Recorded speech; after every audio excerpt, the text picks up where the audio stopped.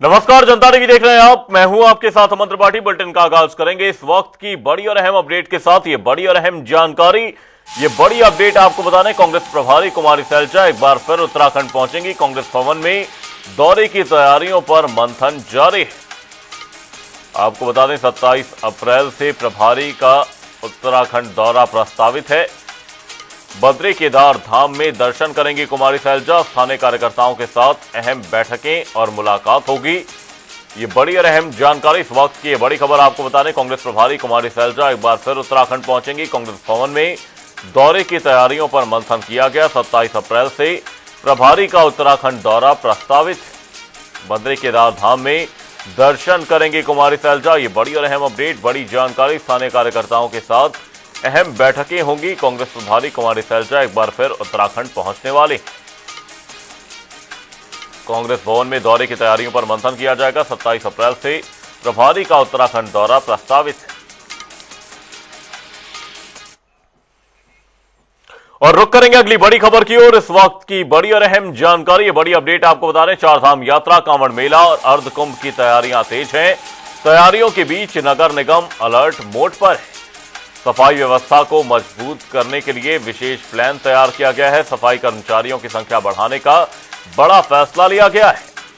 100 से बढ़ाकर 130 कर्मचारी तैनात करने की प्रक्रिया शुरू कर दी गई है। हर की पैड़ी समेत प्रमुख घाटों पर खास फोकस रहेगा। मालवीय द्वीप, सुभाष घाट, गौ घाट पर निगरानी बढ़ेगी।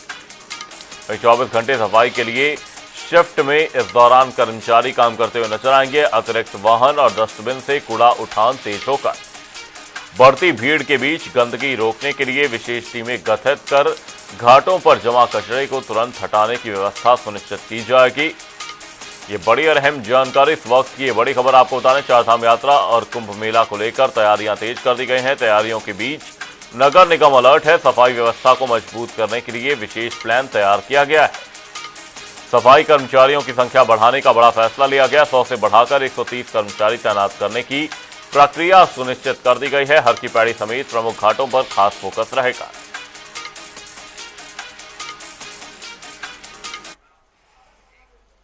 और रुक करेंगे अगली बड़ी खबर की ओर। इस वक्त की बड़ी और अहम अपडेट, बड़ी जानकारी, ग्रीनफील्ड बाईपास का निर्माण कार्य तेज कर दिया गया है। दिल्ली देहरादून एक्सप्रेसवे से बाईपास को जोड़ा गया है। 716 करोड़ की लागत से परियोजना निर्माणाधीन है। 44% कार्य पूरा हो चुका है। अप्रैल 2027 तक काम पूरा होने की आशंका है। ये बड़ी और अहम जानकारी, इस वक्त की ये बड़ी जानकारी आपको बता दें, ग्रीनफील्ड बाईपास का निर्माण कार्य तेज कर दिया गया है। दिल्ली देहरादून एक्सप्रेसवे से ये बाईपास जुड़ा है। 716 करोड़ की लागत से परियोजना निर्माणाधीन है, जिसका 44% कार्य पूरा हो चुका है। वहीं अप्रैल 2027 तक बाकी बचा हुआ काम भी पूरा कर लिया जाएगा। दिल्ली देहरादून एक्सप्रेसवे से बाईपास को जोड़ा गया है। 716 करोड़ की लागत से परियोजना निर्माणाधीन है। 44% कार्य पूरा हो चुका है। ग्रीनफील्ड बाईपास का निर्माण कार्य तेज कर दिया गया है। दिल्ली देहरादून एक्सप्रेसवे से यह बाईपास जुड़ा है।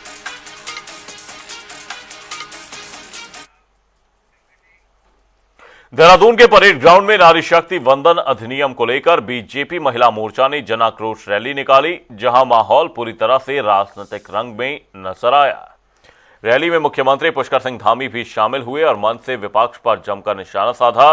उन्होंने कहा कि प्रधानमंत्री नरेंद्र मोदी के नेतृत्व में महिलाओं को निर्णय निर्माण में बराबरी देने का यह ऐतिहासिक मौका था, लेकिन विपक्ष ने राजनीतिक स्वार्थ में इसे रोक दिया। सीएम ने विपक्ष के रवैये को दुर्भाग्यपूर्ण बताते हुए कहा कि जब जब महिलाओं को सशक्त करने की कोशिश होती है, विपक्ष उसे कमजोर करने में जुट जाता है।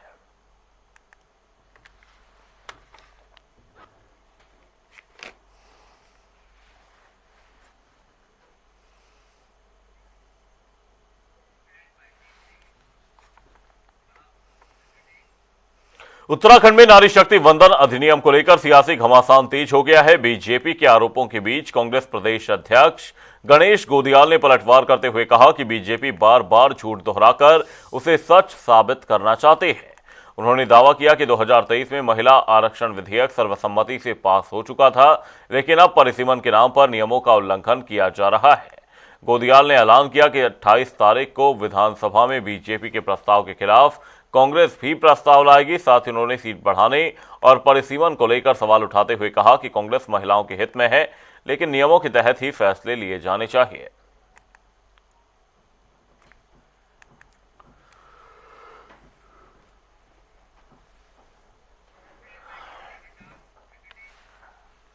मसूरी में चुनावी माहौल गरमाते ही बीजेपी और कांग्रेस के बीच बयानबाजी तेज हो गई है। बीजेपी मंडल अध्यक्ष रजत अग्रवाल ने प्रेस वार्ता में कांग्रेस नेता अनुज गुप्ता पर निशाना साधते हुए कैबिनेट मंत्री गणेश जोशी पर लगे आरोपों को निराधार बताया।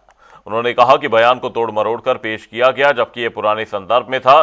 साथ ही अग्रवाल ने अनुज गुप्ता के कार्यकाल पर सवाल उठाते हुए इसे राजनीतिक पब्लिसिटी बताया और साफ कहा कि बीजेपी संगठन मजबूत है और विपक्ष को बिना तथ्यों के आरोप लगाने से पहले सोच लेना चाहिए।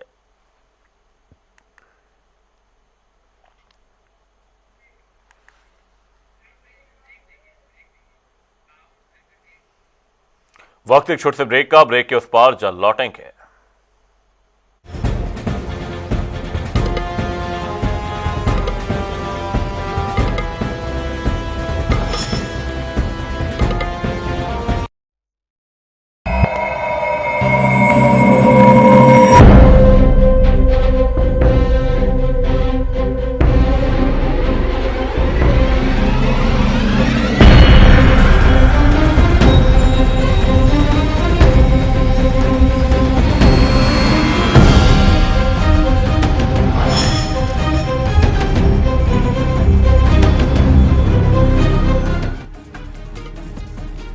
हरियाणा में नगर निकाय चुनाव को लेकर सियासी सरगर्मी तेज हो गई है। 7 नगर निकायों के आम चुनाव और पंचायती राज के 528 पदों पर उपचुनाव की घोषणा हो गई है।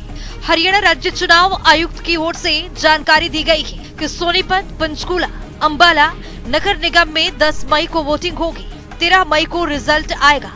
हालांकि चुनाव के मद्देनजर सभी पार्टियां अपनी अपनी तैयारी कर रही हैं। दरअसल पंचकूला, अंबाला में 20-20 वार्ड हैं, जबकि सोनीपत में कुल 22 वार्ड हैं। इन सभी वार्डों में या ये कह लें कि इन तीनों निगमों में पिछले चुनाव के दौरान बीजेपी का दबदबा है।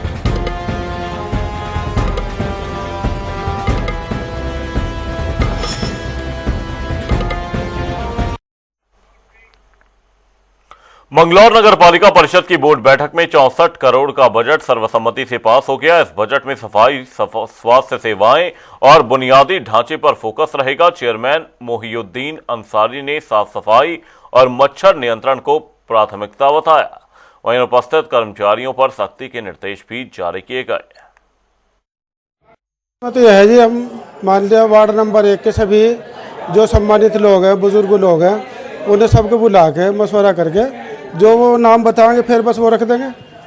ठीक है जी। नहीं साहब, माध्यम से कहना चाहता हूँ कि भाई जो सैनीपुरा के लोग हैं, महला खालसा के लोग हैं या महला मिर्जागान के, हम उनको जो भी सम्मानित लोग हैं उन्हें सबको बुला के और जो वो सब कहेंगे बस अपना वो नाम रख देंगे। जितने भी प्रस्ताव थे मेंबरों के, माननीय विधायक जी के, सांसद जी के, सभी प्रस्ताव पास कर लिए गए हैं। इनमें एक प्रस्ताव था वार्ड नंबर 1 मानव अधिकार आयोग में विचाराधीनता मामला। उस वार्ड का नाम था चमरान खालसा। उस पर कुछ आपत्ति थी, इसलिए हमने उस आज बोर्ड में वो भी प्रस्ताव हो गया। उसका नाम हमने चेंज करके वार्ड नंबर 1 का सैनीपुरा रखा। और बहुत प्रस्ताव पास हुए हैं। लंढोरा रोड का सौंदर्यीकरण, टांडा भनेड़ा रोड का सौंदर्यीकरण, मुडलाना रोड का सौंदर्यीकरण, स्वागत द्वार, जो जल निकासी की समस्याएं हैं, गुला तालाब की समस्या थी, वहाँ पर अंडरग्राउंड पाइपलाइन हमने डाल दिया, ऑलरेडी चल रही है, वहाँ पानी की समस्या दूर हो गई है। और एक दूसरा महल्ला हमारा टोली, वहाँ पर जल निकासी की समस्या भी है। आज वहाँ का अंडरग्राउंड पाइपलाइन के लिए प्रस्ताव पास बोर्ड में हो गया है। जल्दी उस पर कार्रवाई शुरू हो जाएगी, कार्य करा दिया जाएगा। हरिद्वार में बीजेपी महिला मोर्चा की राष्ट्रीय महामंत्री अलका गुर्जर ने नारी शक्ति वंदन अधिनियम को मोदी सरकार का ऐतिहासिक कदम बताया। उन्होंने कहा कि यह कानून महिलाओं को निर्णय प्रक्रिया में भागीदारी देगा। साथ ही विपक्ष पर विरोध और गलत नैरेटिव फैलाने का आरोप भी लगाया।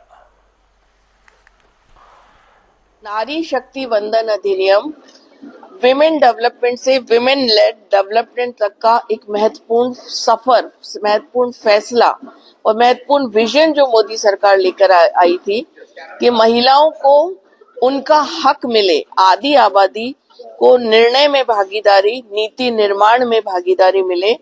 और आपने देखा कि पंचायतों में जो 50% आरक्षण है वहां पारदर्शिता है और स्वास्थ्य, जल, आप घर के निर्माण का काम, रोड, इंफ्रास्ट्रक्चर डेवलपमेंट, सब काम बहुत अच्छी तरीके से हो रहा है। हरिद्वार के रुड़की के पिरान कलियर क्षेत्र के महमूदपुर गांव में डीजे की आवाज को लेकर शुरू हुआ विवाद हिंसक झड़प में तब्दील हो गया। दो पक्षों में जमकर पत्थरबाजी हुई, जिसमें कई लोग घायल भी हो गए। वहीं पुलिस ने मौके पर पहुंचकर हालात को काबू में किया है। वहीं भारी फोर्स तैनात है और वीडियो के आधार पर आरोपियों की पहचान कर सख्त कार्रवाई की जा रही है।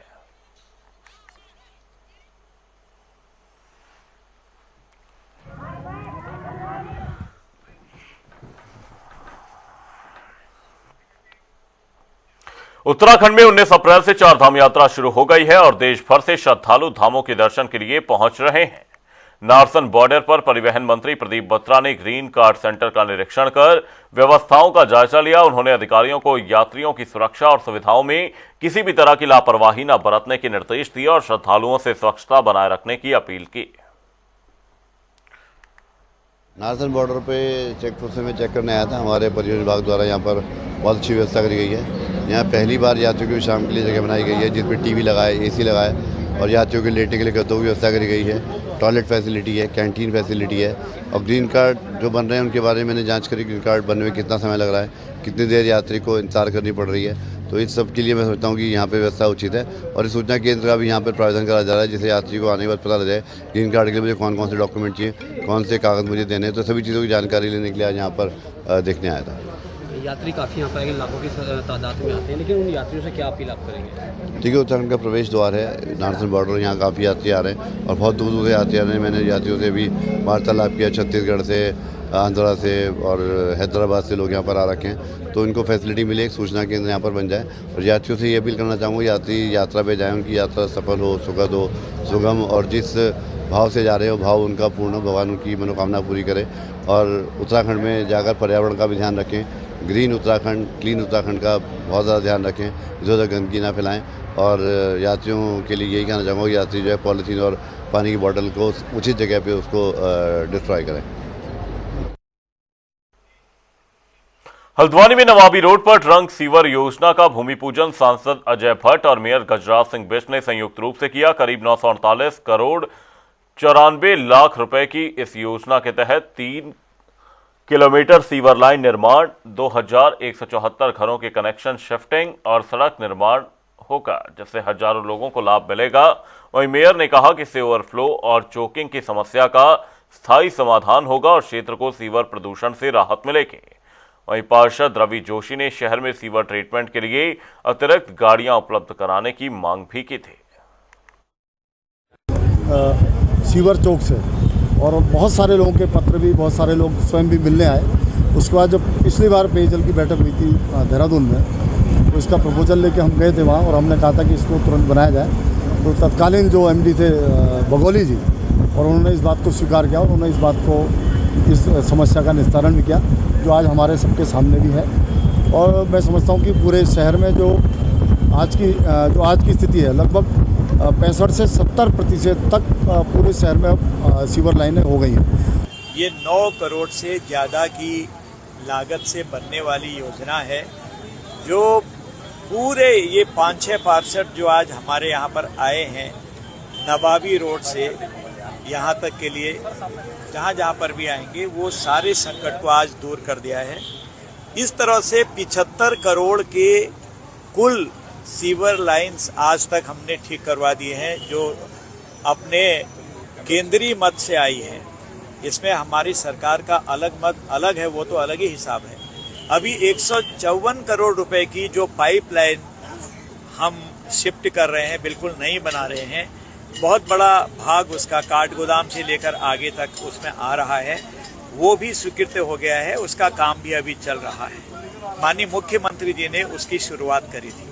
वो पैसा लेके आए हैं। ये जो हम लोगों ने प्रस्ताव दिए वो पैसा लेके आए हैं, इसके लिए इनका बहुत बहुत धन्यवाद। इनका काम है खाली पैसा स्वीकृत कराना, हम अपनी एस्टीमेट दे रहे हैं तब वो जाके आगे जा रहे हैं। और इन्होंने सांसद साहब ने एक बात बहुत अच्छी कही है कि आप अगर विरोध कर दोगे तो काम नहीं होगा, और हम विरोध तब करेंगे जब हमारे पास पब्लिक आएगी।